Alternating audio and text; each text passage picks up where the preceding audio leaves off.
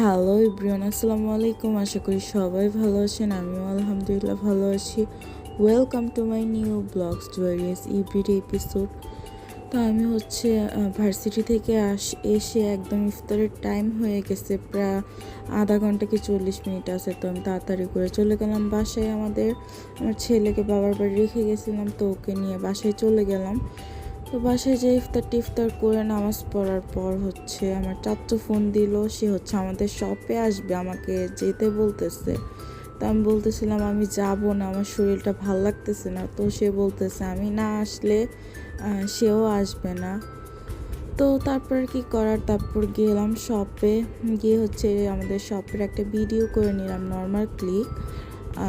এটা Tongi college gate pilot school মার্কেটে আমাদের শপটা। আরেকটা উত্তরা আরকে টাওয়ার।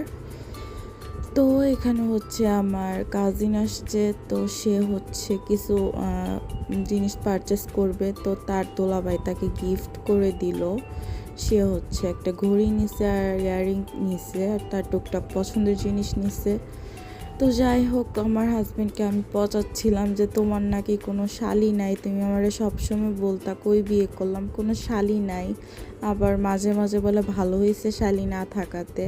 তো তাকে আমি বলতেছি এখন তোমার তো শালি চলে আসছে। তো তার শালিও তাকে বলতেছে হ্যাঁ দুলাভাই তো অনেক ভালো। এরকম আমরা অনেক দুষ্টামি ফাইজলামি করতেছিলাম। আমি মেবি কয়েকটা রিলসও আপলোড করছি, আপনারা আই হোপ দেখছেন। তো এইখানে আমার ছেলেকে বলতেছে ওর মতো শান্ত বাচ্চার একটাও নাই, সবাই বলতেছে। আমি বলতেছি আপনাদের সবাইকে রাত 2টা বাজে আমাদের বাসায় ইনভাইট করলাম, আপনারা এসে দেখে যাবেন আমার বাচ্চা যে কত ভদ্র। তো তাকে এখানে সিপি এনে দেওয়া হয়েছে। সিপি তার পছন্দ, বাট সে খাবে না। তো তার শালি তাকে ফুল দিতেছে উপহার হিসেবে, বাট আমাকে দেয় নাই। তো আমি বলতেছি এই কাজটা কি ঠিক হয়েছে নাকি, আমারটা কই। তো আমার হাজব্যান্ড আমাকে দিয়ে দিতেছে, বলতেছে তুমি বাসায় গিয়ে এটা নিয়ে নিও। এই অবস্থা। তো আমি মেবি এরকম 2টা রিলস দিচ্ছি, আই হোপ আপনারা তো দেখছেন। তো আমরা এখানে অনেক মজা করলাম, এনজয় করলাম সবাই মিলে। তো ওইগুলো নিয়ে আমরা গসিপ করতেছি। তারপর আমার চাচু বলতেছে কিছু খাওয়াবে আমাদেরকে। তো আমরা তো ইফতার করার পর একদম সবাই ভরপেট, কেউ রাজি হইতেছিলাম না। তো চাচু জোর করে নিয়ে গেল। আর কলেজ গেটের ফুচকা তো খুবই ফেমাস, সবাই জানে। তো আমরা ফুচকা খেতে গেছি। আর এখানে আমার ছেলে ঝিলিমিলি বেলুন দেখে পিছনে লাগছে। আর তার বাপে তো ছেলে চাবে আর বাপ দিবে না, এটা হতেই পারে না। এটা যাই হোক না কেন সে সাথে সাথে কিনে দিবে। আমার বেলা কিন্তু তা করে না, আমারে ঘুরাই পাচাই দিবে, বাট ছেলে চাইলে সাথে সাথে দিয়ে দেয়। তো অনেক দিন পর আসলাম কলেজ গেট ফুচকা খেতে। ওই দিন ফুচকাটা একটু মজা ছিল না, কেন যে মজা লাগে না এটাই বুঝলাম না। কারণ কলেজ গেটের ফুচকা একদমই ফেমাস, যারা টঙ্গীতে থাকেন মোটামুটি সবাই জানেন। সো এখানে আমরা 3টা ফুচকা, তারপর আমার হাজব্যান্ড ফুচকা অতটা খায় না। তো তার জন্য চিকেন, আর আমার ছেলের জন্য ফ্রেঞ্চ ফ্রাই অর্ডার দিছে। আমার চাচু চিকেন খায় না। তো আমরা সবাই মিলেমিশেই খেলাম, মজা করলাম সবাই মিলে। তো আমাদের 2 বোনের ফুচকা খাওয়া দেখে ফুচকা মজা না, আমার জামাই আরেকটা অর্ডার দিচ্ছে। পরে তো আমরা খেপে গেছি, ফুচকা তুমি খাবা। তো যাই হোক, তো তারপর চাচুকে ফারিহাকে বিদায় দিয়ে আমরা লাস্ট ফার্মাতে আসছি। এটা অনেক বড় একটা শপ, এখানে সবই পাওয়া যায়। তো তারা বাপ ছেলে একদিকে পারচেস করতেছে, আমি আরেকদিকে পারচেস করতেছি আমাদের ঘরের টুকিটাকি জিনিস। ঘরে যে কত কিছু লাগে এটার কোনো হিসাব নিকাশ নাই। ঘর থেকে বের হইলে এটা লাগে ওইটা লাগে। সো আমি যতটুকু পারি যখন যা পাই কিনে নিই। তো আমার হাজব্যান্ডও তাই করে, সে ফোন দেয় কোথাও গেলে। তো আমার ছেলের এই কয়দিনের মধ্যে 4টা ব্রাশ কিনা হয়ে গেছে। বাপের এমন আল্লাহ দিছিল, যা বলে তার তাই কিনে দিতে হবে। তো এখানে আবার ব্রাশ দেখাইতেছে। আমি বলছি এই ব্রাশ যদি নিছো তো খবর আছে। তো তাই তাড়াতাড়ি করে ব্রাশটা রেখে দিছে।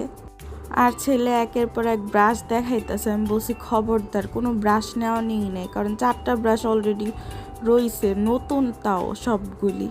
দাঁত মাজার খবর নাই, ব্রাশ নিয়ে এক একজনের মাতামাতি। যাই হোক, এখানে হচ্ছে তারা দুষ্টামি করতেছে বাবা ছেলে। তাই আমি বলতেছি দেখুক, সমস্যা নেই, বাট কেনা যাবে না, দরকারি জিনিস কিনবা, আজেরা জিনিস কিনা লাভ নেই। তো এখানে সে এটা দেখাইতেছে, ওইটা দেখাইতেছে, প্যাম্পাস দেখাইতেছে, এই দেখাইতেছে। তো এখান থেকে আমি অনেকগুলি স্ন্যাক্স নিলাম, বিস্কিট, চকলেট, এই টাইপের জিনিস নিয়ে এই তো বেলুন নিয়ে খেলতেছে।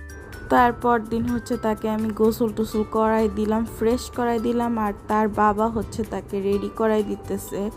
তার বাবাকে সে সকালে একদমই ঘুমাইতে দিতেছে না, তো সে খুবই বিরক্ত হয়ে গেছে। বিরক্ত হয়ে বলতেছে বাহিরে গেলে আর বাসায় আসবো না, তোমরা মা ছেলে আমাকে একটু রেস্ট নিতে দাও না। তো আমি বললাম আমি কি করব তোমার ছেলে এরকম করলে। তো এখানে হচ্ছে সে গোসল করাই দিছি আমি, বাট আমার হাতে সে জামা কাপড় পরবে না, পরবে হচ্ছে তার বাবার হাতে। সো আমি দিয়ে আসলাম তোর বাবার কাছে, তো রেডি হল। তো তারপর হচ্ছে তার দাদা তার জন্য এখানে মাছ আনছে। তো তার তো ফিশ ফ্রাই পছন্দ, তো খাবার দাবার তেমন কিছু খাইতে চায় না, তো খালি মাছটা একটু খায়। তো মাছ ভেজে নিলাম তার জন্য। বাট এখানে হচ্ছে আরই অঘটন, সে হচ্ছে তার দাদা নামাজ পড়তেছে, সে লাঠি নিয়ে এমন বাড়ি দিছে দাদাকে নামাজের মাঝখানে, তা আমি দিছি ধমক। এই জন্য সে খাইলই না। তো তারপর চিপস দিয়ে তার দাদা তারে ঠান্ডা করছে। তারপরে এই চিপস নিয়ে সে সিঁড়ি দিয়ে 100 বার নিচে নামতেছে, 100 বার উপরে উঠতেছে, আর তার চাচ্চু নিচে বসে আছে, চাচ্চুরে ভেঙাইতেছে। আর আমি এখানে বইসা আমার কাজকাম সব বাদ দিয়ে তারে পাহারা দিতেছি যদি সিঁড়ির মাঝখান দিয়ে পড়ে যায়। তো এই জন্য স্টিল দাঁড়ায় রয়েছি তার পিছনে, আর সে তার উঠা নামা বন্ধ হইতেছে না। আমার মাথাটা গরম করে দিচ্ছে, আমার সব কাজকর্ম ফালায় এখানে বসে থাকতে হয়েছে তার পিছনে। তো কিছু করার নাই, কি আর করব, বাচ্চা মানুষ তো আর বুঝে না, কথাও শুনে না।